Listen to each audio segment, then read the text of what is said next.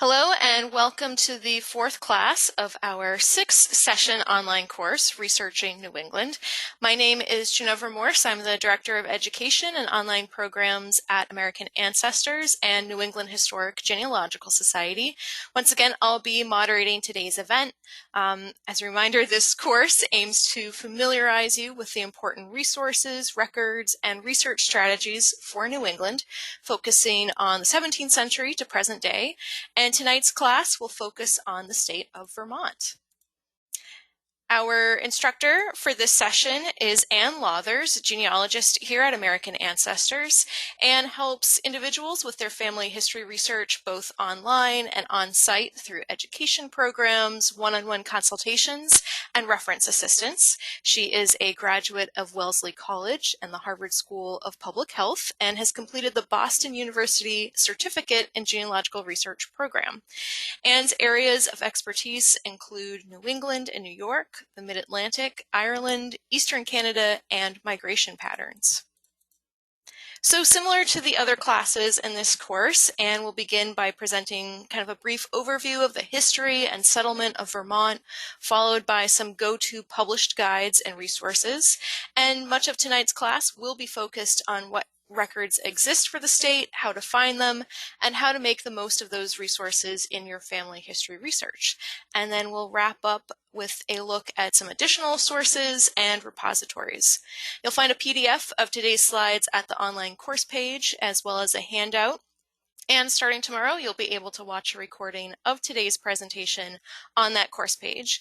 And before moving on, I do want to note that we are, of course, broadcasting from our homes to your home with various limitations and distractions. We do apologize in advance if there are any interruptions from our end, and we thank you for your patience. If we do lose the connection for any reason on our end, you will still have access to a full recording on the course webpage. And a reminder to please remain muted throughout the presentation. You will be able to ask questions by typing them into the chat panel, and Ann will answer as many as she can during 3 Q&A sessions. All right, so without further ado, I will turn things over to Ann.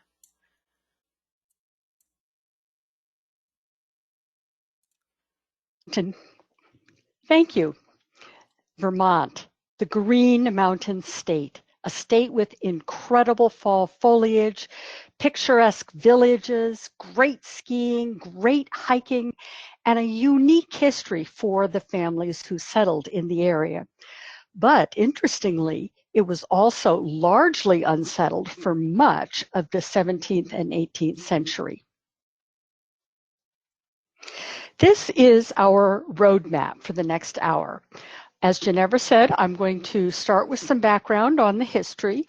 I'm going to talk about some major guides that will help you with your research. And most of the time will actually be spent talking about the key records, and we'll end with the other resources. In the beginning, the area that we know as Vermont was principally inhabited by the Abenaki. The map on the left shows a broad brush of the native groups that were in Vermont, while the one on the right details the specific Abenaki groups that lived in the region. The Abenaki were very well distributed throughout Maine, New Hampshire, and Vermont, with the Western Abenaki, which is what the Vermont group was referred to, being rather distinct from the inhabitants of Maine, or the Eastern Abenaki.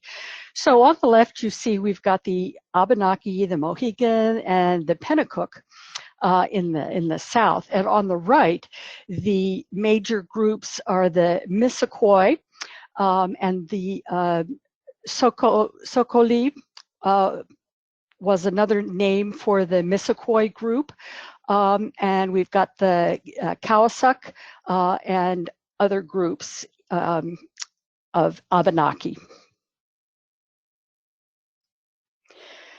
So before 1500, it was mostly the native tribes in Vermont.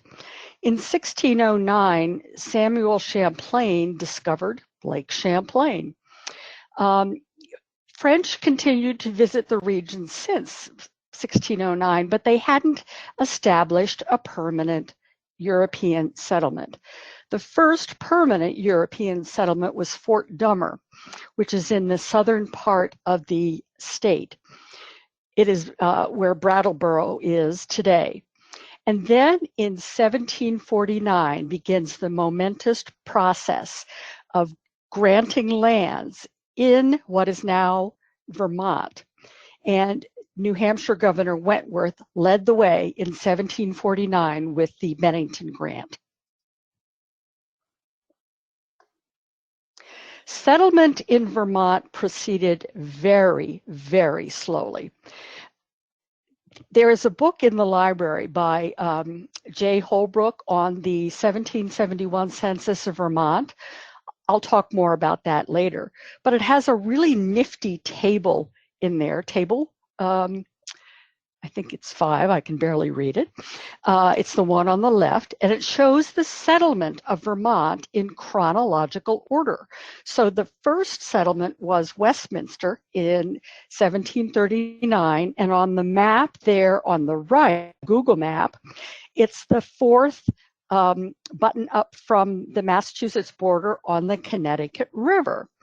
Then we have Putney, Rockingham, Springfield, etc.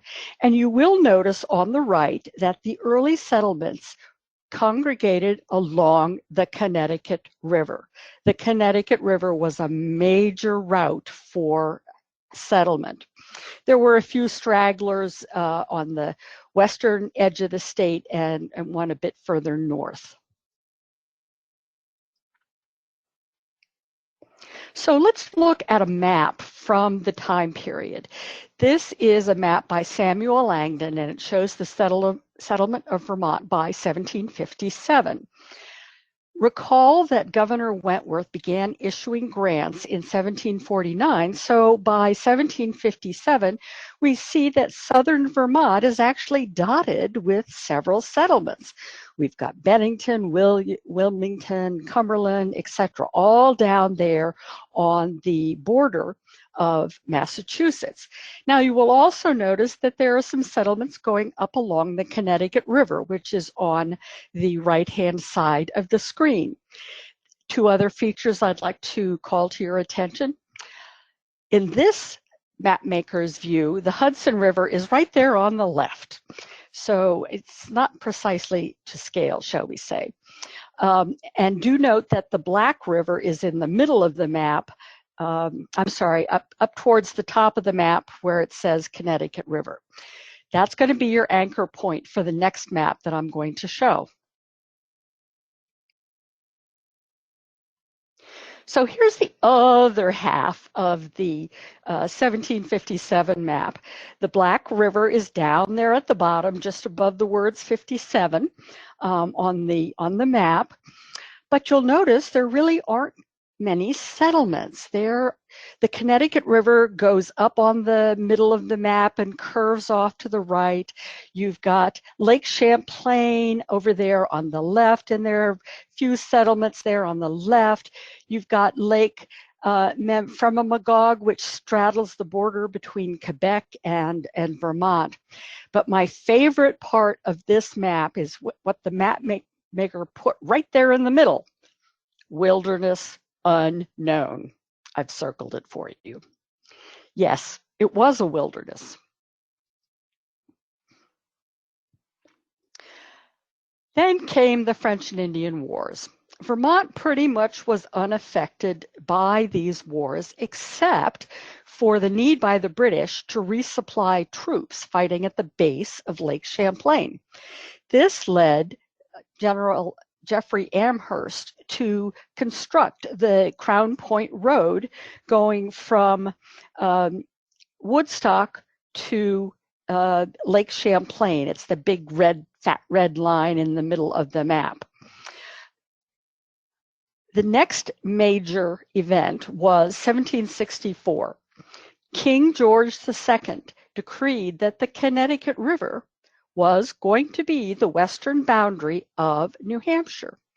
Now, do keep in mind that until 1764, Governor Wentworth had been handing out grants for Vermont land. Well, New York interpreted this ruling by King George as meaning that all the land between the Hudson River and the Connecticut River could be claimed by New York. This led to some interesting happenings.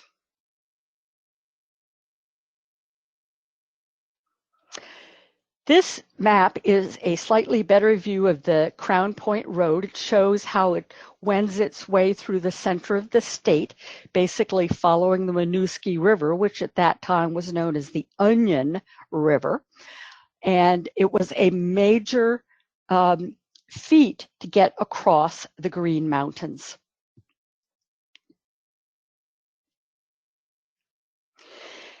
Now, here's another page from the J. Holbrook book. It shows the formation of the counties. Once New York decided that Vermont was really under their control, they called it Albany County. It wasn't until pretty close to the Revolutionary War that the counties of Cumberland, Gloucester, and Charlotte were formed by New York. And Table 4 on this slide, which is on the right-hand side, shows the towns, shows when they were settled, what was the name of the New York State County, the New York Colony County, and what is the present name of the Vermont County. It's really interesting to look at and compare over time.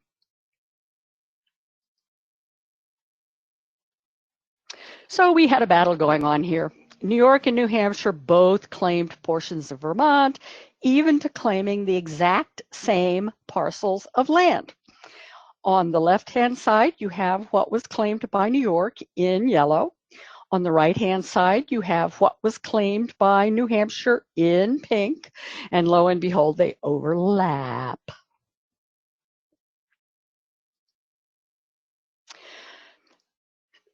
These show the counties overlaid on the modern day map of the New York counties, Albany, Cumberland, Gloucester, and Charlotte.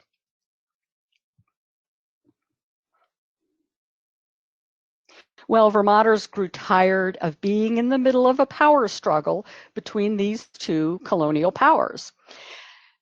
So around 1770 or a little bit earlier, the Green Mountain Boys, under the leadership of the Allen family, organize. And in 1777, Vermont says, we're done. We are becoming independent. And Vermont was the Republic of Vermont from 1777 to 1791.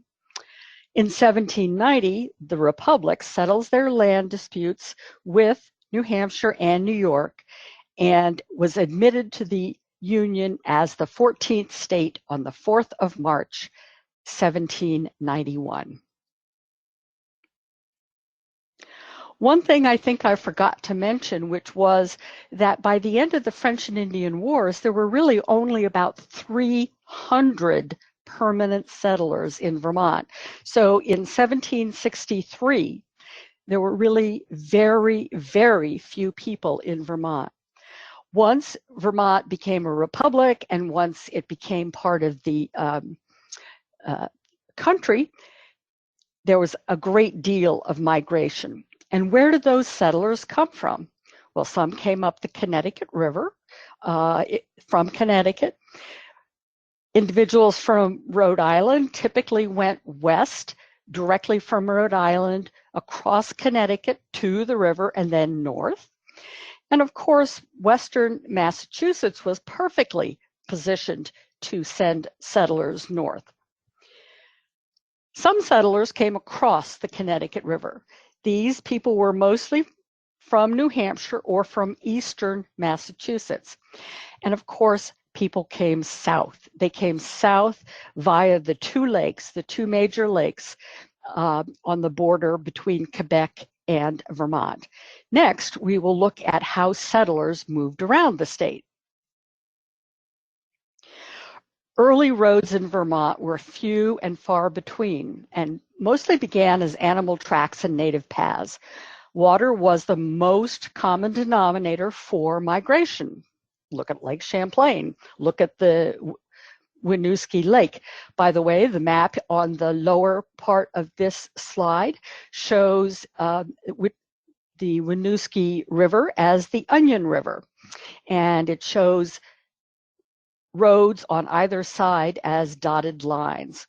So the Crown Point road that crossed the Green Mountains ended up being a very major stimulant of settlement of the internal part of Vermont.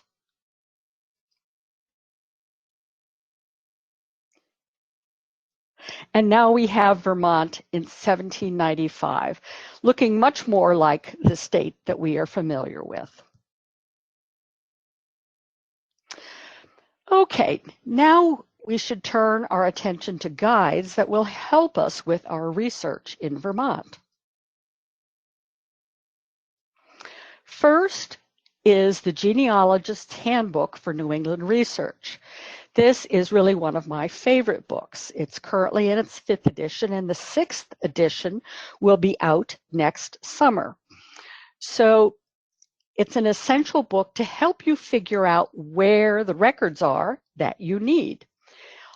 The page on the right lists the towns, when they were incorporated, what county they are in, the parent town, the daughter town, and any notes about the settlement, what it might have been called at different times. There are lovely maps in this handbook. The map on the left shows the county level. It's for Bennington County. It gives you the information of when it was founded. It gives you the county seat. And then the map on the right shows you the townships. Notice the shape of the townships. The land grants by Governor Wentworth were 6 miles to a side. And if any of you have done research in the Midwest or Ohio, you will know that the federal land is 6 miles on a side. So Governor Wentworth was well ahead of his times, and what he did with his lands grants really set the template for further survey and land work.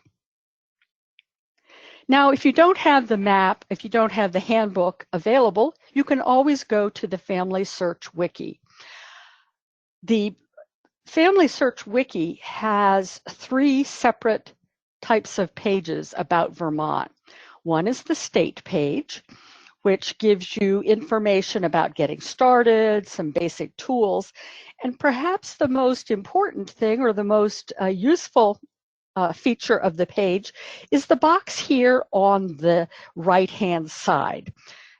It organizes the different record types for Vermont, and you can click on any one of those and it will take you to a separate page with information about Bible records, colonial records, online records, etc. There's also a county page for each of the counties in Vermont. This one is for Bennington County, and at the bottom of the page you will note that it shows the key dates for when records began in the county. The state page also had that, but it was a bit further down and wasn't in the screenshot. Now let's look at a town page. Many, if not all of these town pages were written by Drew Bartley, a former NEHGS genealogist who is now responsible for the Early Vermont Settlers Project. So these are extremely useful essays on what you can find by town. And as we will go through the rest of this presentation, you'll see that many of the records in Vermont are at the town level.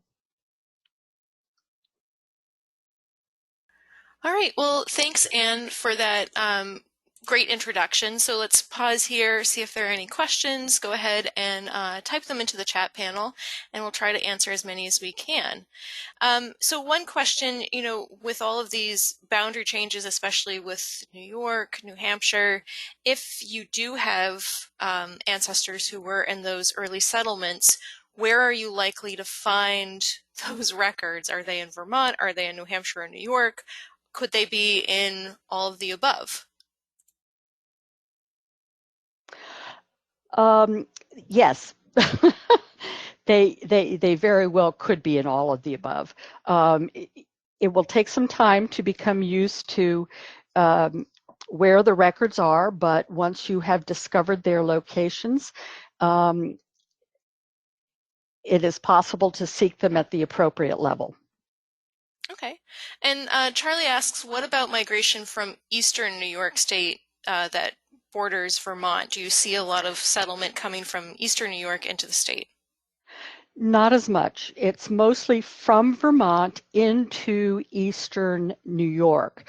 And if you look at the migration patterns of individuals who have been living in western Vermont, you will find that they often spend time in Essex County, or they are around Lake George. Once they're in New York, they are more likely to continue west than they are to come back east, but it's been known to happen. All right. And Robert says, I've heard of several quote unquote gores. What are those areas? One was St. Andrew's Gore, which then became Plainfield, Vermont. What is that term, gore? Honestly, I don't know. I'll have to get back to you on that one. It's possible that it referred to a geographic feature and then got renamed. But I'll have to get back to you on that one. I actually just was able to look it up. It looks like gores are unincorporated portions of a county, which are not part of any town, and have limited self-government. So that makes sense that it was, then incorporated into Plainfield, Vermont, that it was previously unincorporated. So learn something every day. Absolutely. John asks, do you know about how many settlers were in Vermont by 1774? No, I do not. I did try looking. I was going to include a table showing the total population over time, and I never got beyond the 300 individuals after the French and Indian War. All right. But so you start to see most of that kind of influx of settlers into Vermont at what point? Approximately the Revolutionary War. Okay, great. Jean asks, were there any changes to the border between Vermont and Quebec? Not the way there were changes with the border with New York. I'm sure there were some until it was finalized. I don't know the date that it was finalized, but most borders between neighboring countries and states had some wiggle room until the surveys figured it out. And Laura asks, are there still records for the New Hampshire grants? Absolutely, and we'll talk about those later. Okay. So I think that's a good segue. So let's go on into some of the key records, and I'll turn it back over to you, Anne. Okay, thank you. So, key records. We have vital records, church, cemetery, census and town, immigration, military, probate, and land. Record keeping in Vermont is a little tricky. It is tricky for all the New England states because it's not consistent. Vital records in Vermont started out at the town level, and the record keeping has mostly migrated over to the state for vital records, but the towns still do maintain those. Land records are at the town level in Vermont. And for probate, there is something unique, a probate district. So what this means in terms of time periods is that the birth, marriage, and death records began when a town was created.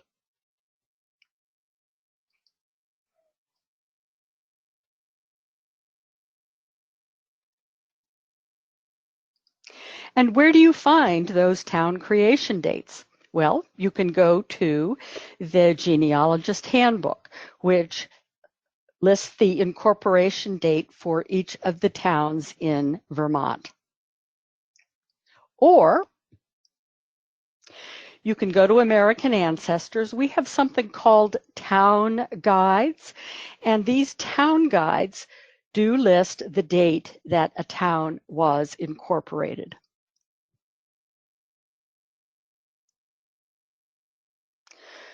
So for vital records, at the town level, you're going to find the earliest records about 1760. Statewide records, they began, they had an experiment and did some statewide record keeping in 1857, but centralized registration really didn't happen until 1919. And what you see on this slide are examples of what happened when in 1919 the Vermont legislature required the town clerks to fully document the births, marriages, and deaths from the records of their towns and of the town churches and cemeteries. So the state prepared blank cards for the different types of vital records and sent them to the town clerks and said, go forth and abstract. And these are the results. You'll see that on the cards at the bottom, it tells you the town. It tells you who the town clerk was. And the fields are unevenly completed because the records in the original town's keeping, the handwritten records, it varied tremendously about how much information was included.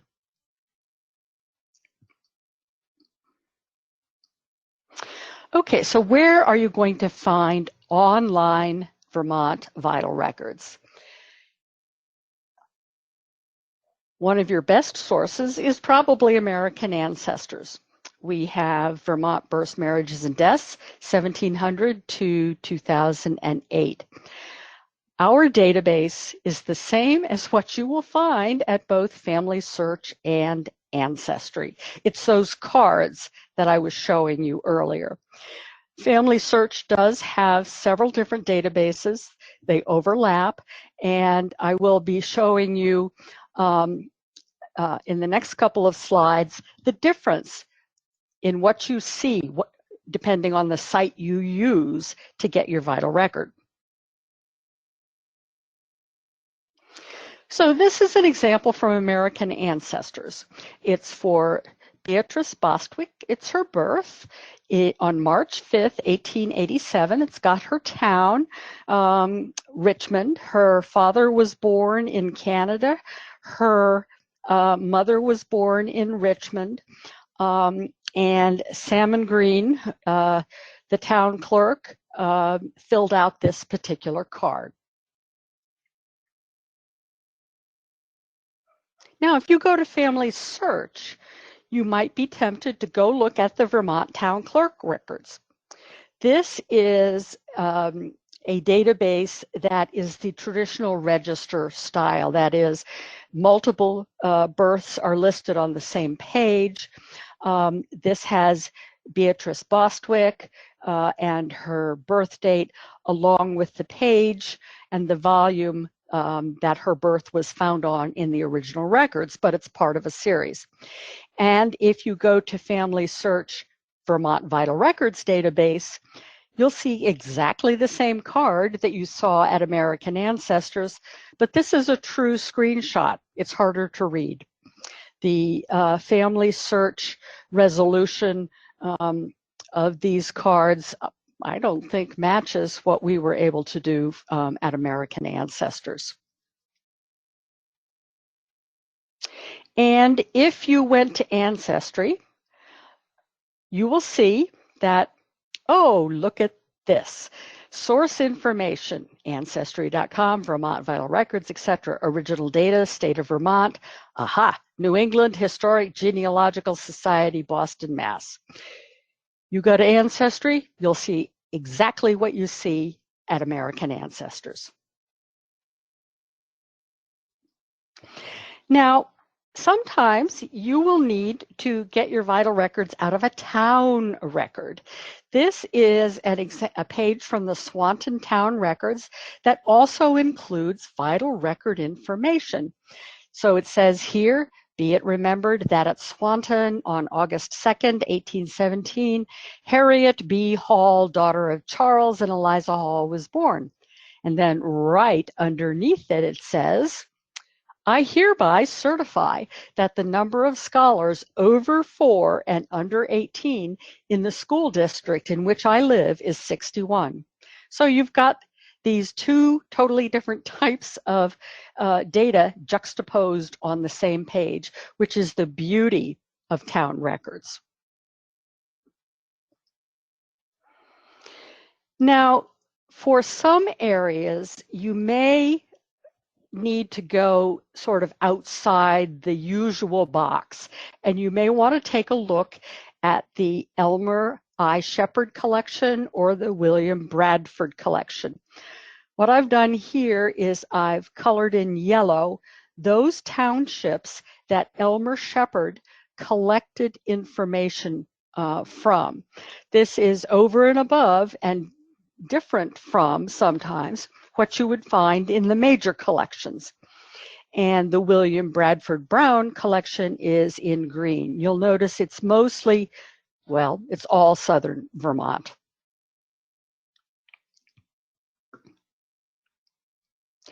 And if you need a more recent record, you need to go to the Vermont Department of Health to request a vital record. Vermont, fortunately, unlike Maine, is a very open state with their vital records. So it's quite easy to get a vital record from Vermont. And if you can't find the vital record, perhaps the parents never notified the town that they'd had a birth in their family, or maybe they were moving and didn't know where they should actually go to report a birth. When you cannot find a vital record, these are the kinds of sources that you should look at. You should look at church records, cemetery records, newspapers, city directories, and of course, probate records. And a quick note about divorce records, because I know that you heard a fair amount about divorce records for both Massachusetts and Maine. The Vermont Department of Public Health has the divorce records for the last 5 years. And if you need them earlier than the last 5 years, your best source is the Vermont State Records and Archives Administration. Of course, some town records will have them, and Ancestry does have a fairly recent divorce index for Vermont. Okay, let's talk about church records.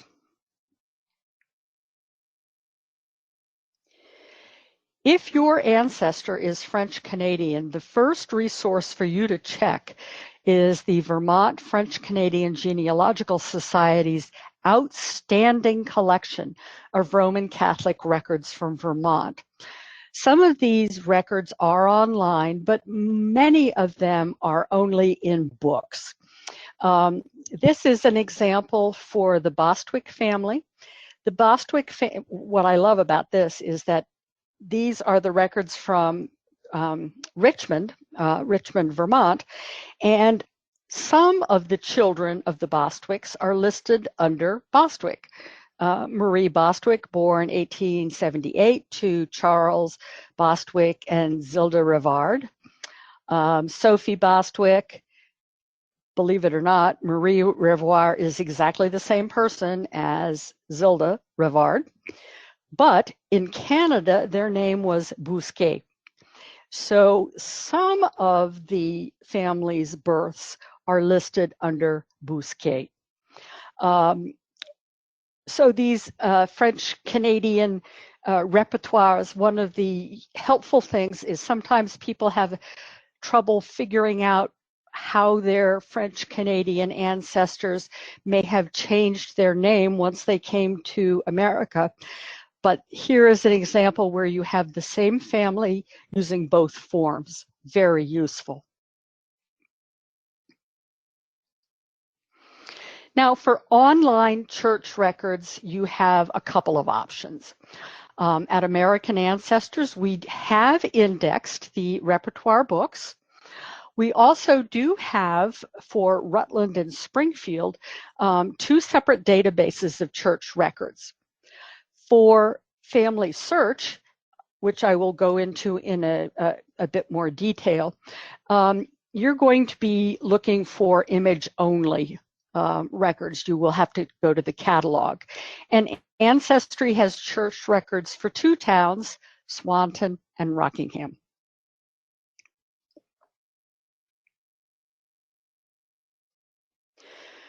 So tackling the image-only records at Family Search, I'm pretty sure that you've seen examples of this from the other presenters, but this is, I'm going to go through an example of finding records for the town of Waitsfield, Vermont.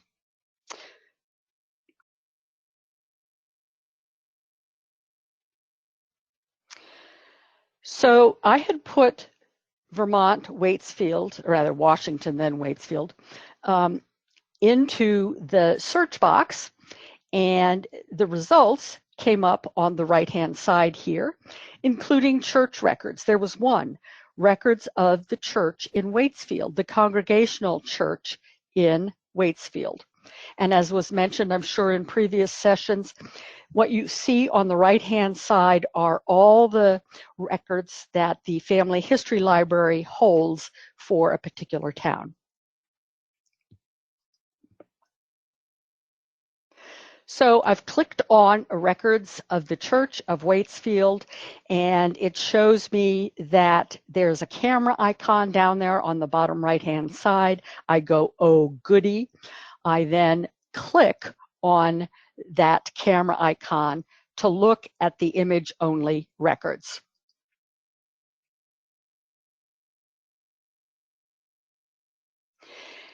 And it pops up that we have 228 images, and I think, oh heavens, I'm not going through 228 images.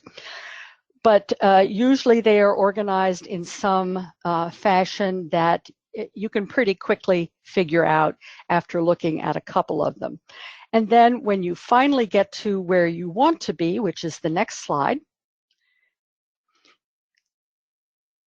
you have a single view. This is the record of baptisms at the Congregational Church beginning in 1796 in Waitsfield.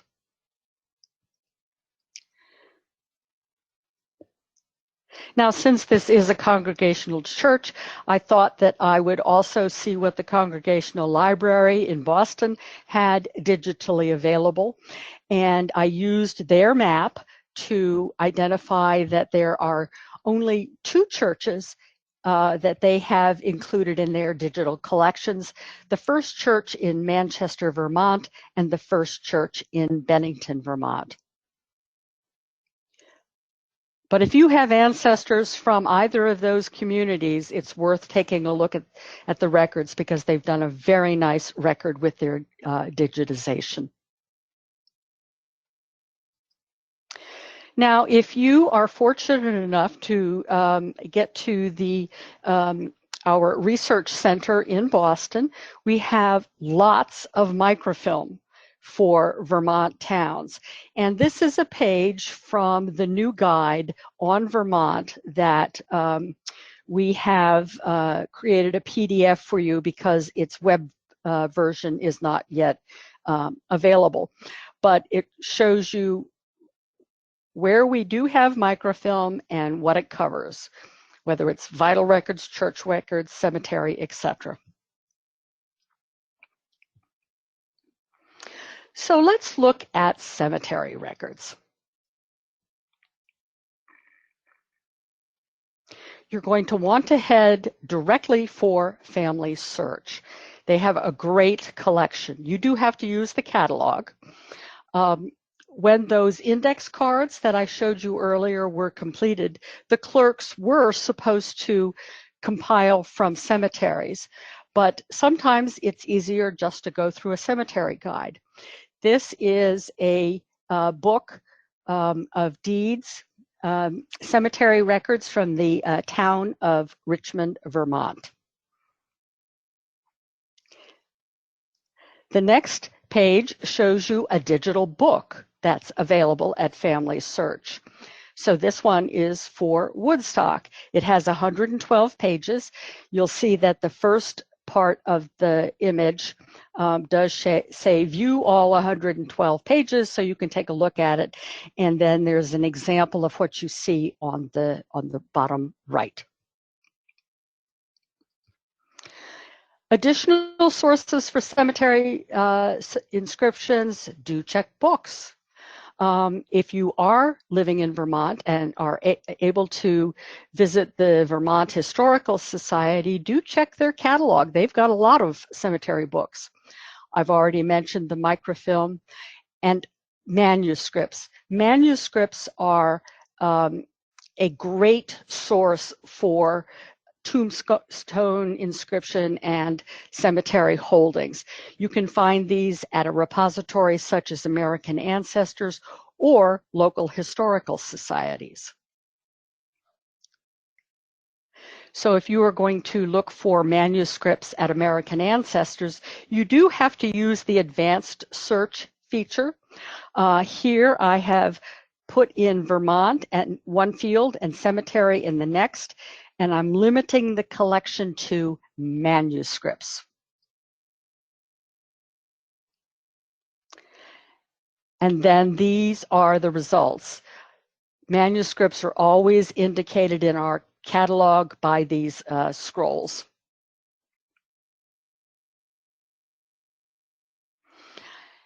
As I said, the Vermont Historical Society has a number of great collections.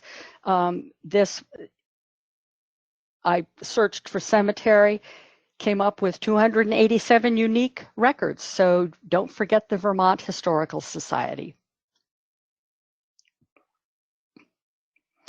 Census and census substitutes.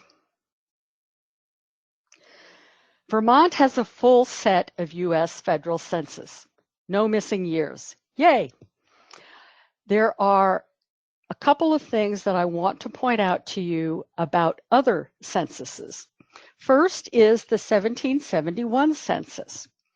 This was actually conducted by the colony of New York. Now, the J. Holbrook version of this includes all 4 counties. Online at American Ancestors, we have the census for what used to be called Cumberland County, or what is now Windham and Windsor. So if you have access to the book and your ancestors lived in a county other than what was formerly Cumberland, you should look at the Holbrook. Otherwise, go online at American Ancestors for the Windham and Windsors. What I really want to call your attention to is a super nifty database known as Early Vermont Settlers Index Cards. These are settlers between 1750 and 1784. To get to them, what you have to do is you have to hover over the search word in blue. Then when the drop-down window pops up, go down to Browse Databases and click on that. This will take you to the Browse Database page. Just type in the word Vermont. And you will see that the third item down is books, but the early Vermont settler index cards are 6 or 7 down. Let's see, 3, 7. So I'm going to click on that. And what comes up is your basic search page, but it's limited to the early Vermont settlers. Now you could also browse this particular database. This database was put together for a doctoral thesis. And I thought I had, wait a minute, let's see. Yes, I do. Okay, it was originally prepared by Donald Allen Smith for his thesis, A Legacy of Dissent, Religion and Politics in the Revolutionary Vermont. And they do form the basis for Scott Andrew Bartley's Early Vermont Settlers Project. Okay, so Mr. Smith categorized his cards in different ways. And so you can actually, as you can see on the right-hand side of the screen, you could look for just Eastern Vermont, just Western Vermont. You could even limit your search to the Green Mountain Boys, which of course I had to do. So this is what the cards look like. The person's name is at the top. Where they were living is in the upper right-hand column, and you'll see that there are a lot of abbreviations. Fortunately, the description of the database decodes all those for you. So D-age is death age. You've got occupational status, farmer, social status, yeoman. These are really valuable. And there are 2 sides to them, a front, and now we're going to show you the back. And the back. So you've got political affiliation, see, GMB, Green Mountain Boys. If you had early settlers around the Revolutionary War time frame, do check out this database. Okay, and city directories are another sort of census substitute that it can be very valuable. They are available at Ancestry. Ancestry has 2 versions. It's got the Vermont city directories and the US city directories. And I did a comparison, and what you see in one is exactly what you see in the other. So it doesn't matter which one you click on. All right, so let's pause here once again and see if we can answer any questions. Go ahead and type them into the chat panel. So, Robert mentions kind of going back to the vital record cards that you showed. Robert says, many of the town clerks were also negligent in what they filled out. Some of them only kind of filled in the minimum information, not what was written in the town records. And he recommends you look for the original record. And to kind of follow up, then Barbara asks, so if I have found an indexed record of, or the card, must I also then seek out the original record from the town or church, or is the index sufficient evidence? Do you want to kind of talk about the vital record cards, if you should seek out the original, or is kind of that index or card enough? Many times the index or card is enough. I have not done a formal cross-check, but when I have done a cross-check, it's been the records have been congruent. They match. That said, I always recommend going for the original. You see things on an original that you don't see on an abstract. However, if you see the town record and it is your second or third piece of information with exactly the same information that you have gotten elsewhere, you may not have to go to the original. It depends on why you are looking for the information. Is this something that you want to use for a lineage society or for a publication? In that case, you really do need to go look for the original. Thanks. And Virginia asks, where do you find the Elmer Shepherd and the William Bradford collections that you mentioned? Okay. We have them on microfilm at American Ancestors. The Family Search Library also has them. I am pretty sure that they are microfilm only at the Family Search Library. So your best bet is to try to get to American Ancestors to look at them. But as you saw, it was a very narrow set of towns. Right. And Jean asks, I know you mentioned it, and you might have to go back to your notes for the full title, but Jean asks, what was the name of the thesis that led to that early Vermont settlers index card? Let's see, where was that? No, that's not it. The thesis was called Legacy of Dissent, Religion and Politics in Revolutionary Vermont.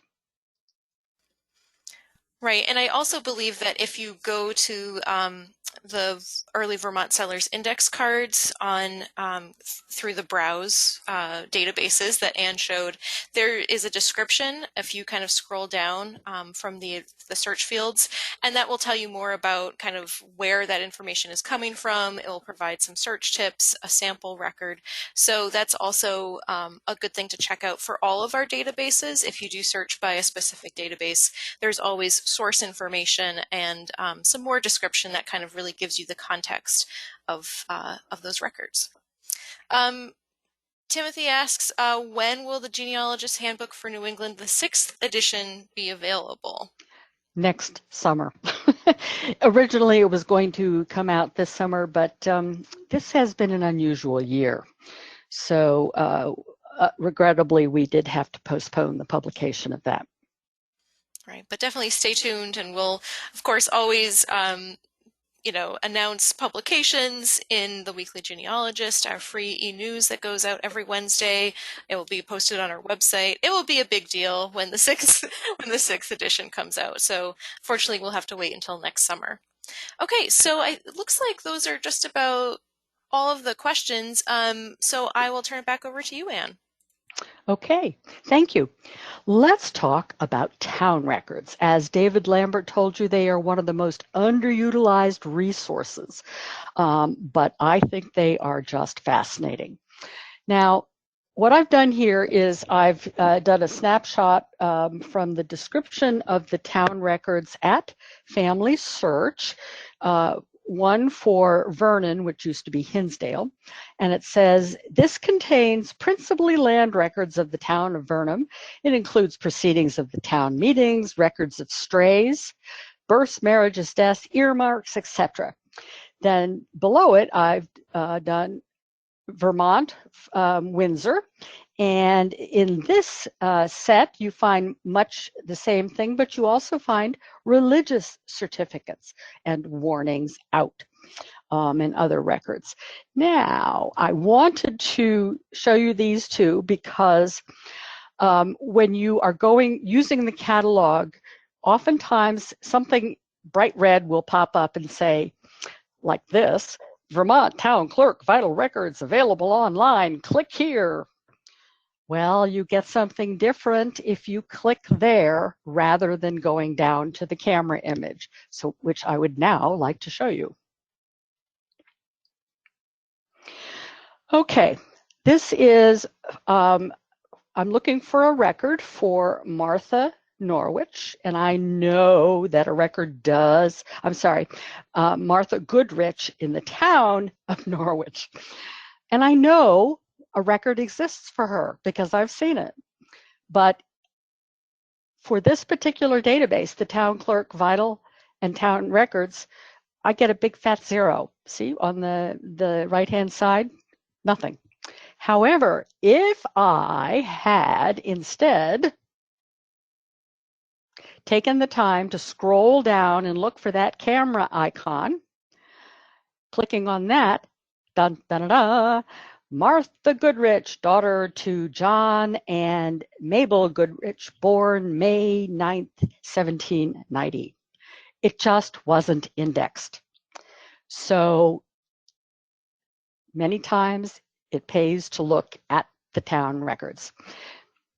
Now, on the next slide, there's some more examples of what you can find on town records other than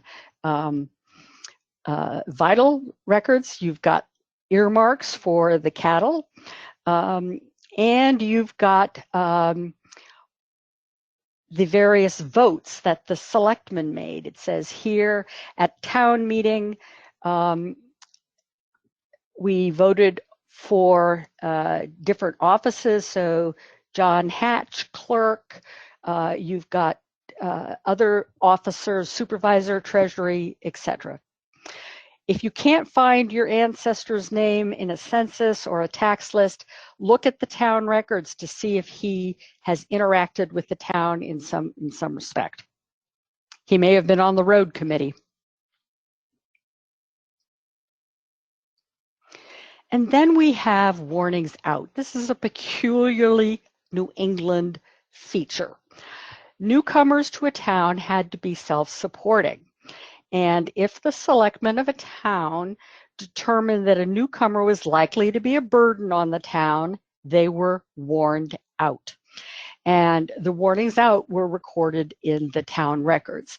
This is from a book on Vermont Warnings Out, which has transcribed from the town records the original warnings out. But if you go through any town records for Vermont, you will find them.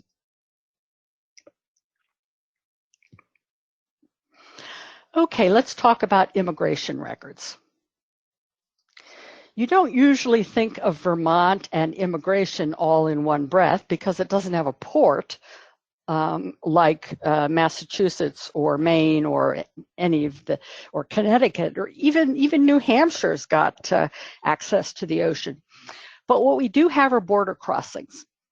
These border crossing data were collected beginning in 1895, and they are stored in the district office in St. Albans, Vermont. Now, what do we have on those cards?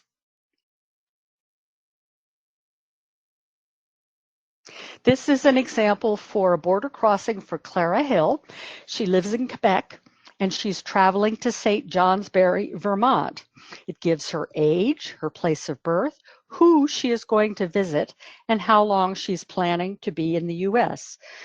There's 1 month, question mark, question mark. So if your ancestor crossed after a certain time period, you can use those records. Military.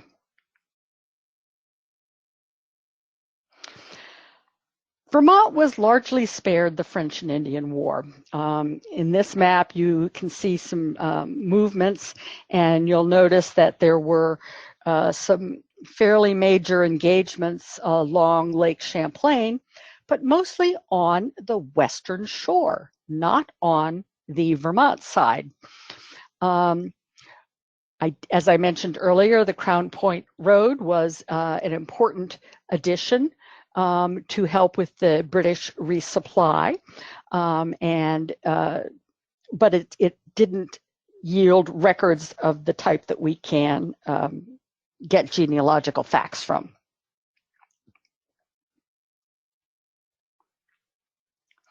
The Green Mountain Boys. The Green Mountain Boys were informally formed in the late 1760s, were basically to protect the New Hampshire land grants. There was a very large confrontation, which the Green Mountain Boys played a significant role in 1771.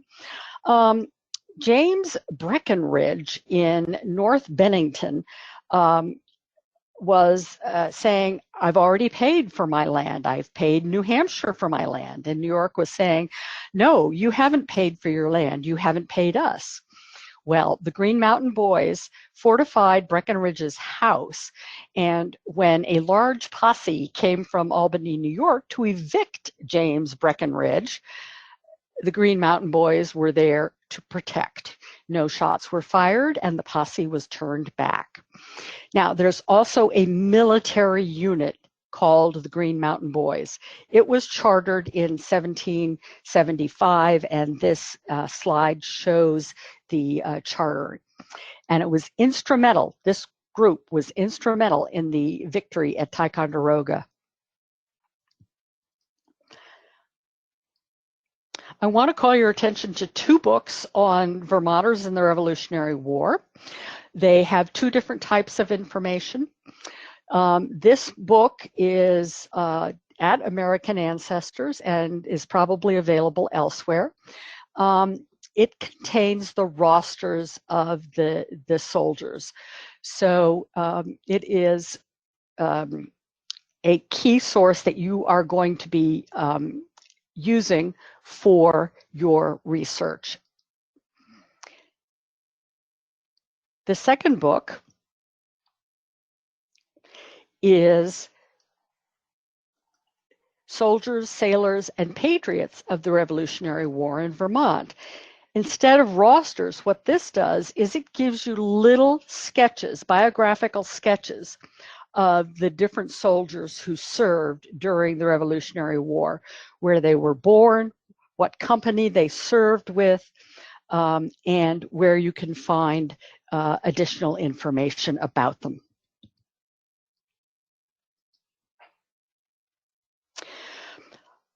This slide shows the array of options for researching Vermont soldiers in the War of 1812, the Civil War, and World War I. And these references are both in the Vermont Guide, which you have the PDF for.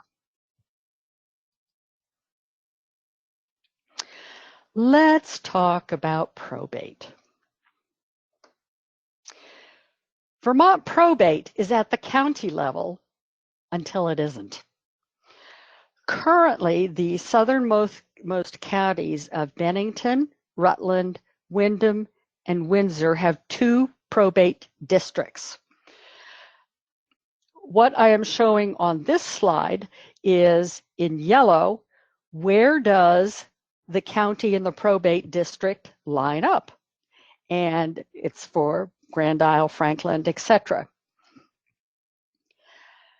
When does a county have two probate districts?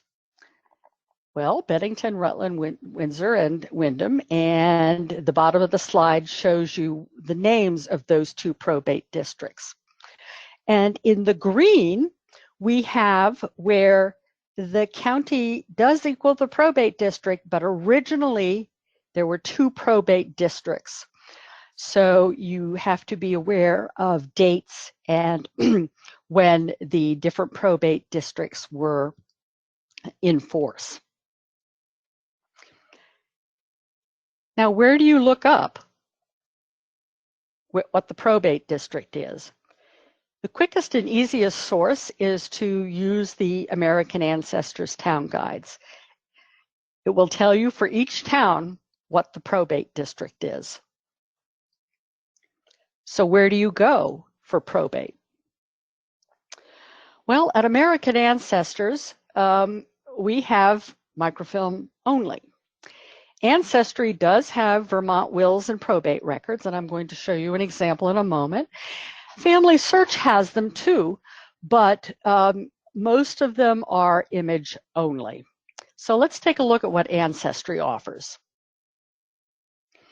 This is their wills and probate records, typical search page. And I am looking for a record for Winslow Phelps, died in 1820.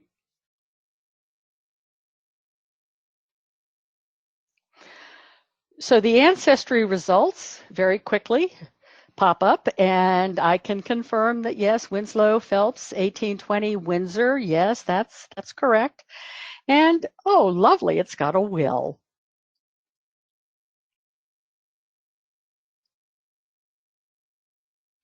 And this is the will for Winslow. In the name of God, amen. I, Winslow Phelps of Woodstock, Windsor County, and state of Vermont, being weak in body, but sound and perfect mind and memory. I love the way those wills start. Okay, let's look at what you get from Family Search. Searching for probate at Family Search is a bit more complicated. You do need to know the probate district. For Winslow Phelps, his death in Woodstock puts him into the Hartford probate district. On this map, which is in your handout, the green are where images have been indexed, and that's only for Chittenden and Essex County. Yellow, image only. And red, there are images, but you can only view them at a family history center. So for Mr. Phelps, Hartford Probate District is not available for me to see at Family Search. So really, for Mr. Phelps, my only recourse is Ancestry. Land records. Now we're going to talk about those early land grants. Okay, the New Hampshire land grants are in the New Hampshire Provincial and State Papers, Volume 26. Do not despair, it's on Internet Archive. And at the end of each town grant is a lengthy list of the grantees. So if you think your ancestor might have received a New Hampshire land grant, do go to Volume 26 on Internet Archive. If you think your ancestor received a New York land patent, they are in the State Papers of Vermont, Volume 7. Those two are available online at the Hathi Trust. And probably Internet Archives, although I didn't check. Since 1777, land records have been created and maintained at the town level. They are available both at Ancestry, unindexed, so what's the advantage, and at Family Search. Now, a little peculiarity here is that if a land record was originally issued at the county level, it will still be tracked by the county. Everything else is at the town level. So let's take a look here.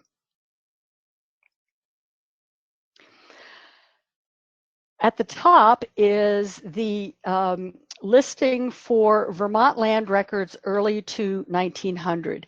And I'm looking again in Richmond, Chittenden County. Their records start in 1851. So the consolidated database starts in 1851. However, down below, if I had gone using the catalog, if I'd gone Vermont, Chittenden, Richmond, and then selected land and property, I would see I could have looked at deeds going back to 1795. So there are trade-offs. It depends on the time period that you are looking for. Okay, so let's look at the index in the second book. This is Richmond again, the town of Richmond. The way that the town recorded material, the index is not in book 1, it's in book 2, and at the very first thing it says, Allen, Ira, from Allen, page 9, first book. So let's go look at that. So you find that in the second book, but you have to go back to the first book to actually look at this. This is the land grant to the Allens, Herman Allen to Ira Allen. Now, you could go to Ancestry to look at land records, but it really doesn't gain you much. You would do it by doing search, catalog. Then at the next screen, you would type in Vermont and land, and I hadn't hit search, so you're not seeing the real thing yet. And this is what you would get. Source information, Vermont land records, early original data, Salt Lake family search, and it's unindexed. So you might as well go look at it on family search.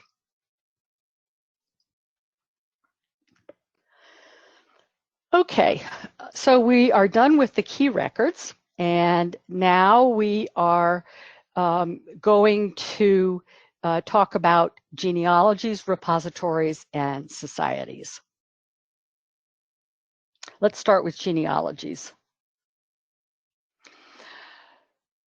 Early Vermont Settlers to 1771 contains a number of important biographies of individuals. And Scott Andrew Bartley did the early Vermont Settlers to 1771. He also did a book about genealogies found in Vermont town histories. Don't forget those town and county histories. They can be very valuable sources of information about people. So this is an example of the kind of biography that you might find in either one of these books. Key repositories, Vermont History Center at the Vermont Historical Society, and the State Archives Center in Middlesex.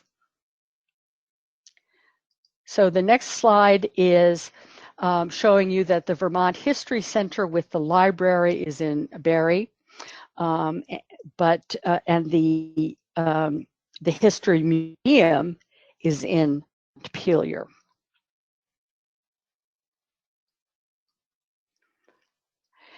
And then there's the Vermont French Canadian Genealogical Society.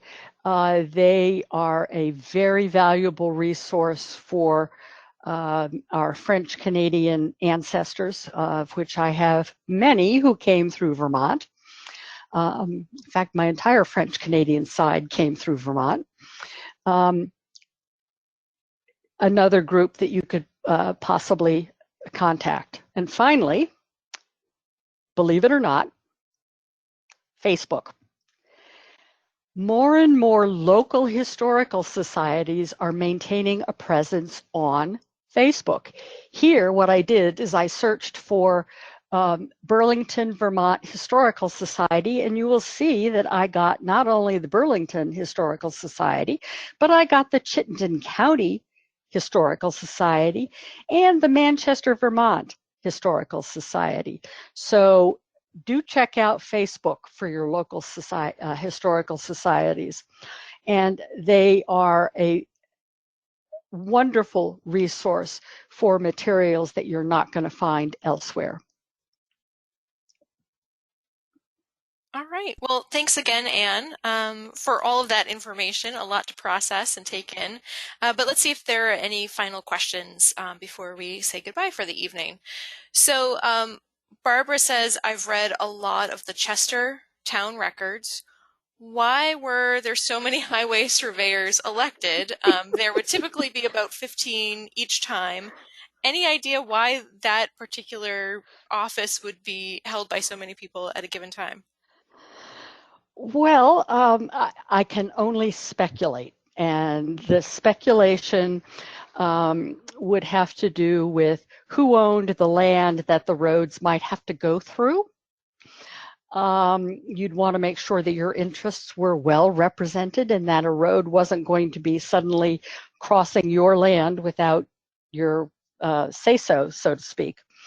That's one theory. The other is getting around in Vermont in the era before roads was not easy, and you probably did need a number of people to scope out likely road venues. And Robert asks about the military books that you showed, especially for the Revolution. would that include folks that were from other states but then moved to Vermont after, or are we only talking about kind of contemporary Vermont residents? I believe it is just for contemporary Vermont residents. Sometimes you find in the Massachusetts Soldiers and Sailors books, you find individuals who ended up in Vermont, but during the war, they were pretty much Massachusetts based. These two books are about the companies that did form from Vermont. I mean, Vermont was not a state, it wasn't a colony, it was a republic at that time. But they certainly were involved in the Revolutionary War effort. And Luann asks, do you know of any specific regiments or troops during the Civil War that was made primarily of French Canadians living in Vermont? I have not researched the Civil War and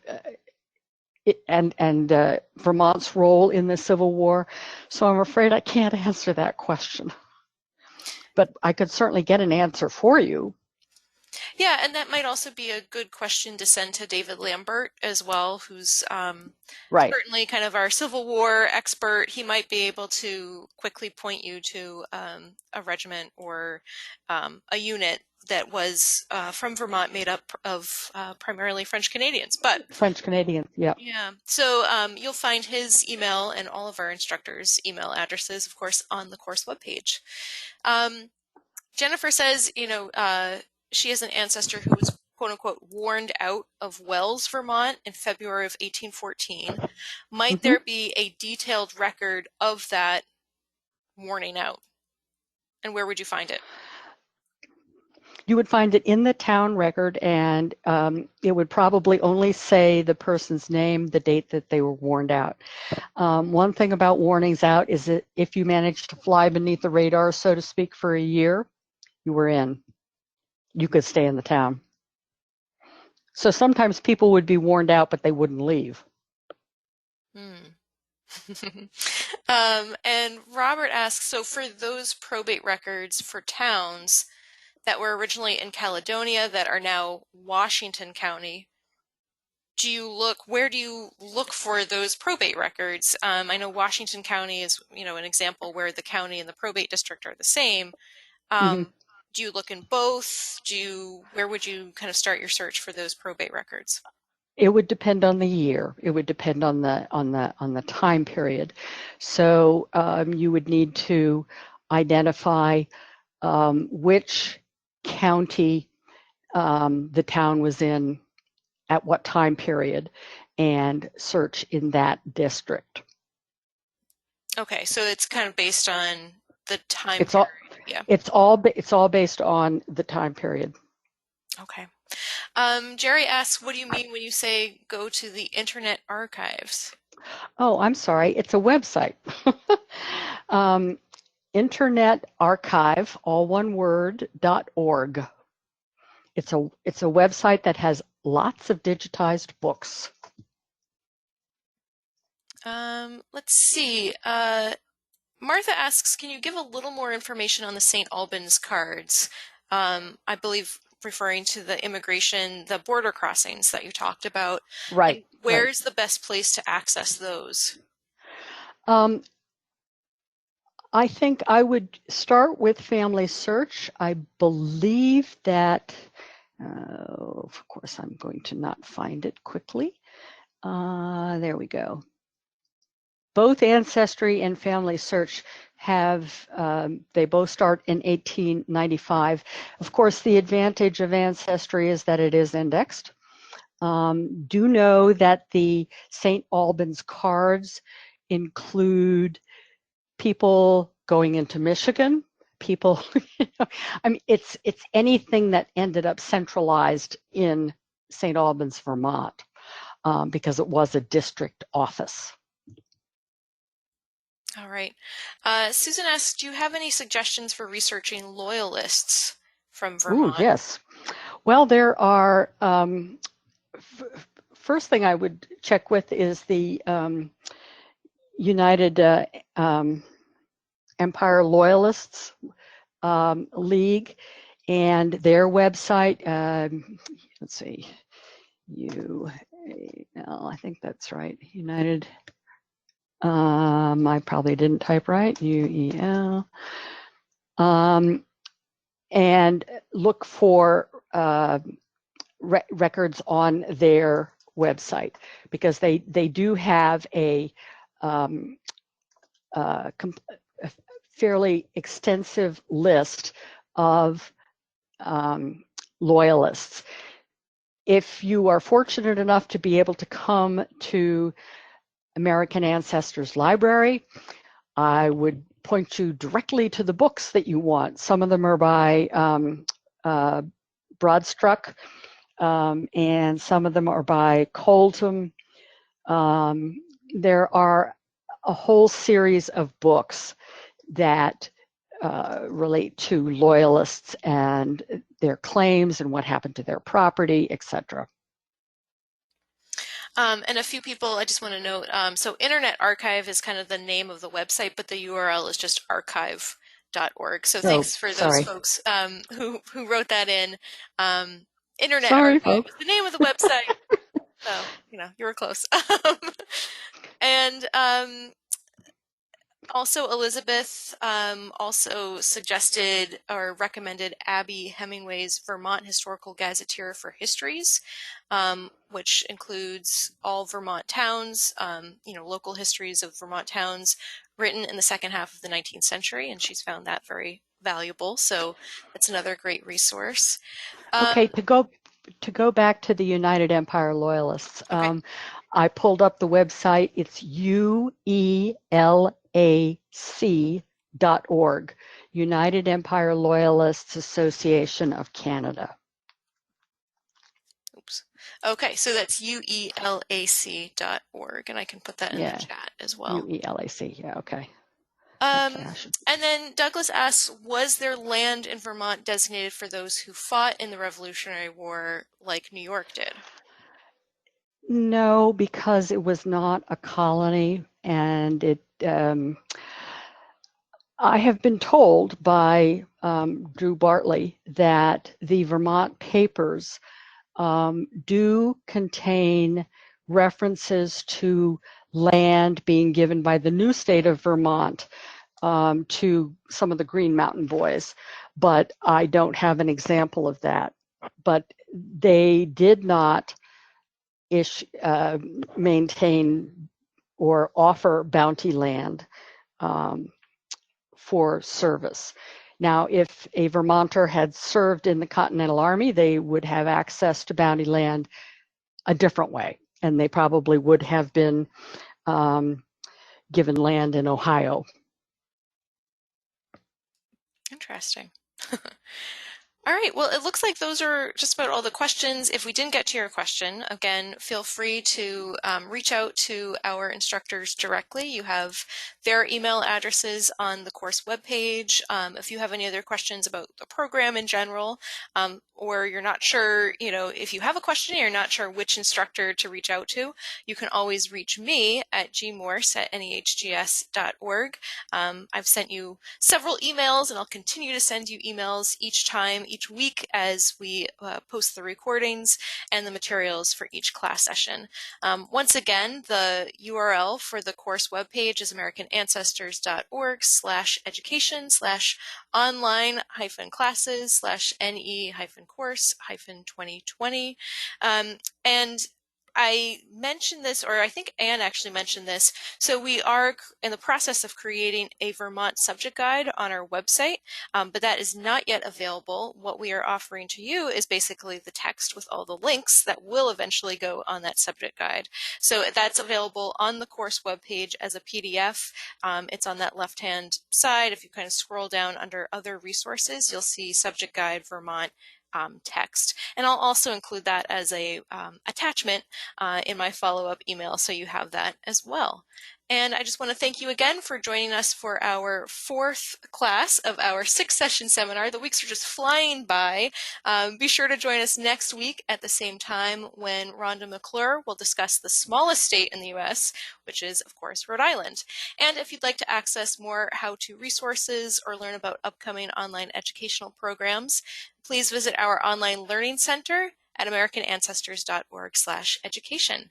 And stay safe, stay healthy, and I look forward to seeing you online next week. Goodbye for now.